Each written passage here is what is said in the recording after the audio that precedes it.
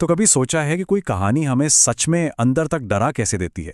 मतलब वो कौन सी छोटी छोटी बातें हैं जो एक बिल्कुल नॉर्मल सी रात को एक ऐसे बुरे सपने में बदल देती हैं जो कभी खत्म ही नहीं होता। आज हम 3.33 AM नाम की एक कहानी के अंदर झांकेंगे और डर के हर एक पुर्जे को अलग अलग करके देखेंगे।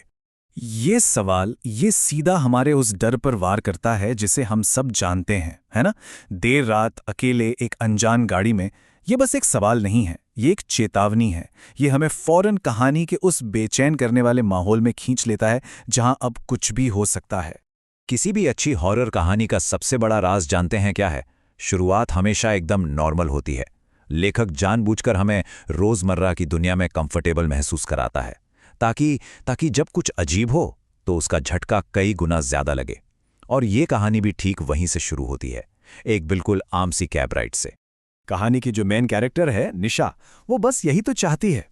देर रात है, थकी हुई है और उसे सिर्फ घर जाना है। ये एक ऐसी फीलिंग है जिससे हम सब जुड़ सकते हैं। और मजे की बात यह है कि यही बात इसे खतरनाक भी बनाती है, क्योंकि अक्सर सबसे भयानक चीजें सबसे साधारण पलों में ही तो जन्म लेती हैं। तो मिलिए निशा से, एक आम सी लड़की जो देर रात तक काम करती है। उसकी प्रोफाइल में सब कुछ एकदम नॉर्मल लगता है, सिवाय एक छोटी सी डिटेल के। लगातार 3 रातों से एक ही ड्राइवर। अब क्या ये सिर्फ एक इत्तेफाक है या फिर कहानी का पहला इशारा कि बॉस कुछ तो गड़बड़ है? यही वो धागा है जिसे लेखक अब धीरे धीरे खींचना शुरू करने वाला है। तो अब कहानी उस मोड़ पर आती है जहां चीजें धीरे धीरे बिगड़ना शुरू होती हैं। असल डर तब पैदा होता है जब हमारी जानी पहचानी दुनिया के नियम टूटने लगते हैं, जब रोज के पैटर्न में दरारें दिखने लगती हैं। और इस कहानी में वो दरारें बहुत जल्दी सामने आने लगती हैं। कहानीकारों के पास इसके लिए एक खास शब्द भी है, फोरशैडोइंग। इसका मकसद कोई राज खोलना नहीं होता, बल्कि धीरे धीरे एक बेचैनी और एक अनकहे डर का माहौल बनाना होता है। ये वो छोटे छोटे इशारे होते हैं जो हमारे दिमाग के पिछले हिस्से में बैठकर फुसफुसाते हैं कि कुछ बहुत गलत होने वाला है। अब देखिए लेखक कैसे धीरे धीरे बेचैनी को बढ़ाता है, परत दर परत। पहले तो एक ही ड्राइवर का मिलना जो अजीब है, पर चलो हो सकता है। फिर एक अनजान और सुनसान रास्ता जो शक पैदा करता है। उसके बाद रेडियो पर कई साल पुराना बुलेटिन, और फिर एक ही साइन बोर्ड का बार बार दिखना। कोई भी एक घटना शायद नजरअंदाज की जा सकती है, लेकिन जब ये सब एक साथ होते हैं तो ये निशा और हमारे मन में एक गहरा शक पैदा कर देते हैं कि ये कोई आम सफर नहीं है। और यहीं पर कहानी का रुख पूरी तरह बदल जाता है। अब तक जो सिर्फ एक अजीब एहसास या एक छोटा मोटा शक था, वो एक भयानक हकीकत बनकर सामने खड़ा हो जाता है। ये वो पल है जब हकीकत का धागा टूट जाता है और हम किरदार के साथ एक ऐसी दुनिया में गिर जाते हैं जहां कुछ भी मुमकिन है। बस एक लाइन और निशा की पूरी दुनिया जैसे पैरों के नीचे से खिसक गई। सोचिए जरा, उसकी दोस्त सना फोन पर कहती है कि गार्ड तो बोल रहा है तू गेट से निकली ही नहीं। अब उसके दिमाग में क्या चल रहा होगा? यही वो पल है, वो एकदम ठंडा कर देने वाला एहसास कि वो जिस कैब में है वो शायद असल में है ही नहीं। ये चीज उस नामुमकिन विरोधाभास को साफ साफ दिखाती है। एक तरफ है निशा, जिसे यकीन है कि वो कैब में है, सफर कर रही है, और दूसरी तरफ है उसकी दोस्त, जिसके लिए वो कैब कभी आई ही नहीं। दो अलग अलग हकीकतें एक ही समय पर। यहीं से तो असली डर शुरू होता है। क्या सच है और क्या वहम? और फिर सबूत सामने आने लगते हैं एक एक करके।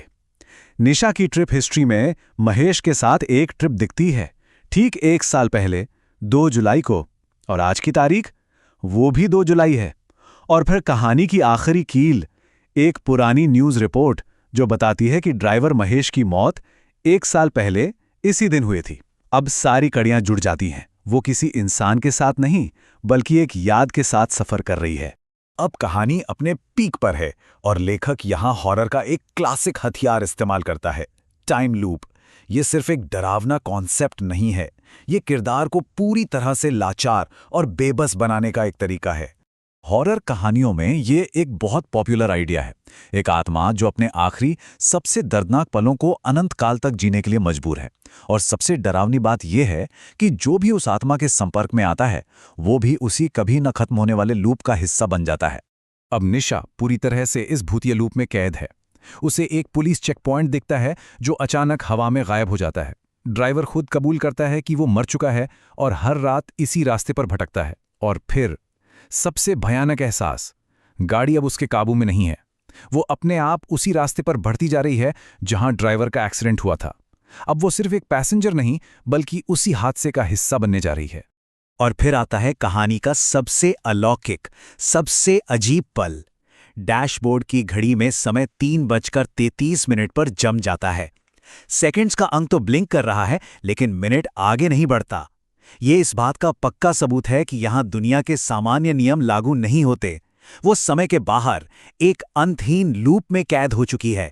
कहानी अब अपने अंत की ओर है, लेकिन लेखक यहाँ एक बहुत चालाक चाल चलता है।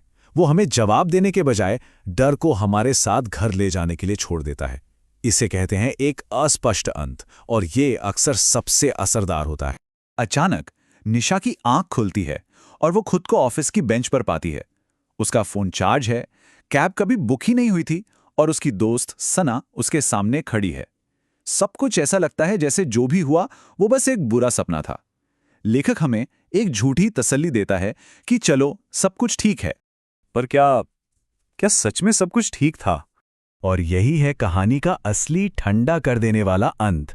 निशा की फोन गैलरी में सुबह 3:33 बजे की एक तस्वीर मिलती है जो कैब के अंदर से ली गई है, और रियरव्यू मिरर में ड्राइवर महेश का मुस्कुराता हुआ चेहरा। ये सबूत है कि जो कुछ भी हुआ वो सपना नहीं था, वो हकीकत थी। एक ऐसी हकीकत जो अब उसके फोन में हमेशा के लिए कैद है। और कहानी हमें इसी सवाल के साथ छोड़ जाती है। निशा उस तस्वीर को डिलीट नहीं करती, वो बस फोन लॉक कर देती है। शायद कुछ अनुभव इतने गहरे होते हैं कि उनसे पीछा छुड़ाना नामुमकिन होता है। वो आपकी यादों में या शायद आपकी फ़ोन गैलरी में हमेशा के लिए कैद हो जाते हैं, और शायद यही इस कहानी का असली डर है।